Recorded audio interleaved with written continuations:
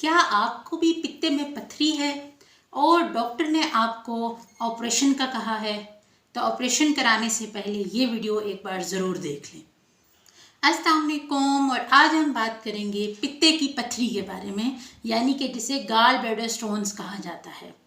आज हम बात करेंगे कि हम सर्जरी के बगैर कुदरती इलाज से इसे कैसे ठीक कर सकते हैं। तो सबसे पहले जानते हैं कि पित्ता क्या है। तो पित्ता एक्चुअली एक ऑर्गन है जो जिगर के नीचे होता है और ये बाइल को अपने अंदर महफूज करता है। बाइल एक सब्ज रंग का या पीले रंग का मादा होता है जिसे जिगर बनाता है और ये पित्ते में महफूज होता है। और जब भी हम कोई खाना खाते हैं तो ये बाइल क्या करता है कि चिकनाई को हजम करने के लिए छोटी आंत में खारिज होता है। लेकिन जब इस बाइल में कोलेस्ट्रॉल की तादाद ज़्यादा बढ़ जाए या बिलिरुबिन का तवाज़ुन बिगड़ जाए तो क्या होता है कि छोटे छोटे क्रिस्टल्स बनना शुरू हो जाते हैं पित्ते के अंदर, जो बाद में पथरी की शक्ल इख्तियार कर लेते हैं। तो इस पथरी के इलाज के लिए बहुत सारे कुदरती तरीके हैं जिनको हम इस्तेमाल कर सकते हैं, जिनमें से जो 3 मोस्ट कॉमन हैं हम उनके ऊपर बात करते हैं। तो सबसे पहली चीज़, अगर हम जैतून के तेल और लीमू के रस का इकट्ठे इस्तेमाल करें तो इससे पित्ते की पथरी के मरीज़ों को फ़ायदा हो सकता है।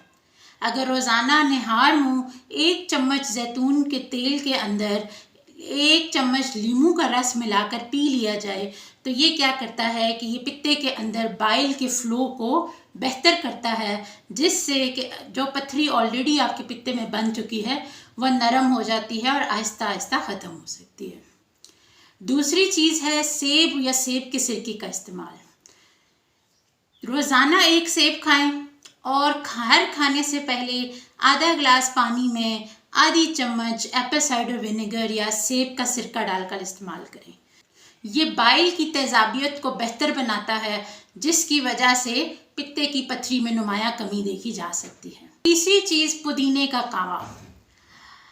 पुदीने के चंद पत्तों को अगर आप पानी में उबाल कर उस पानी को इस्तेमाल करें तो उससे क्या होगा, उससे आपका बाइल फ्लो बेहतर होगा, गाल ब्लैडर के अंदर सोजिश बेहतर होगी और पथरी की वजह से या सोजिश की वजह से आपके पित्ते के अंदर अगर कहीं दर्द है तो आपको उस दर्द में भी आराम मिलेगा।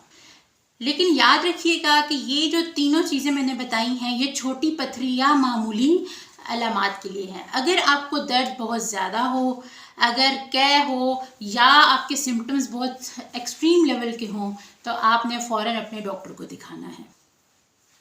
अब हम बात करते हैं उन लोगों की कि जिनमें पित्ते की पथरी नहीं है लेकिन होने के चांसेस हो सकते हैं, तो वो इससे अपना बचाव कैसे कर सकते हैं।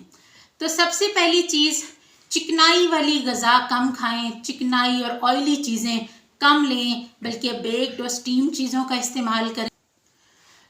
दूसरा, जंक फूड्स और कोल्ड ड्रिंक्स से परहेज़ करें।